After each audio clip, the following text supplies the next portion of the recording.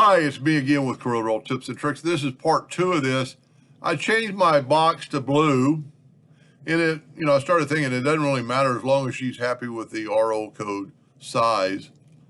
So I changed it to blue before I duplicated it. In the one I'm doing it for, I took away the name of the company so I wouldn't have to worry about it being out there on the internet.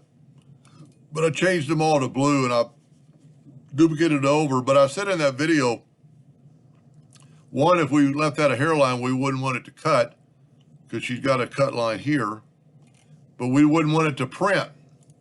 So we need to get rid of all those blue squares. So before I made the copy, I made an extra blue square that's the same exact one.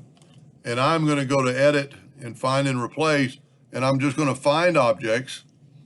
I've got that selected from selection, and I'm going to hit find all, and then I'm going to hit delete. It deleted all of those boxes, so I don't have to worry about it printing them or even cutting them if it was too small. I was going to try to write a macro for it, but you can't get any easier than that.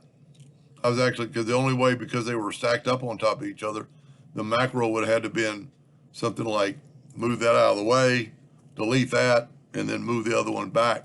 And then I started find and replace will do that without any problem.